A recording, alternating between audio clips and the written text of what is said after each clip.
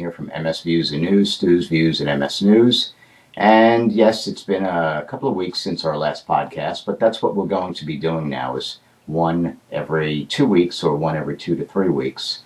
Today's podcast, or this version's podcast, is about a young lady's expose on stem cell treatments and what it's meant for her.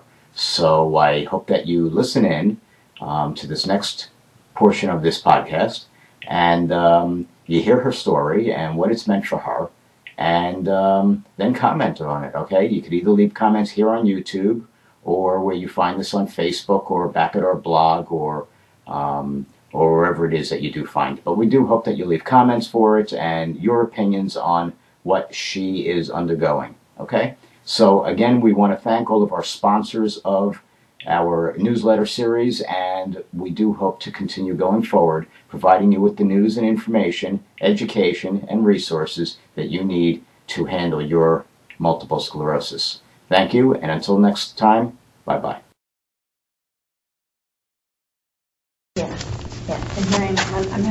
One foot in front of the other. For 50-year-old Judi Lecoq, this is a new accomplishment.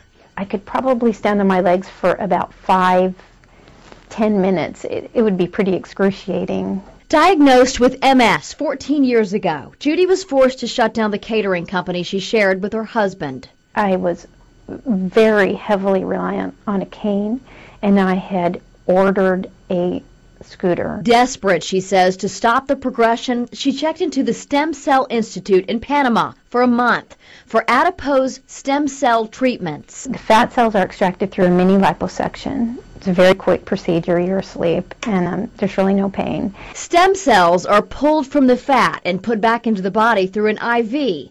Lecoq also receives stem cells from the blood of umbilical cords. And those would be delivered to me in my spine, and it sounds terrible, but it really wasn't bad.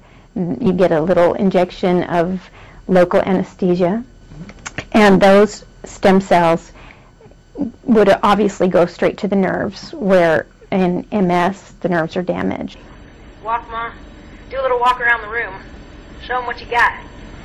Oh, look at that. No This ball. is video her daughter shot of her in Panama after several treatments. My balance isn't perfect, and I still need to have another treatment, but there's definitely been some major changes. Preston Walker, a Fort Worth police officer who also has MS, had a similar treatment in Costa Rica.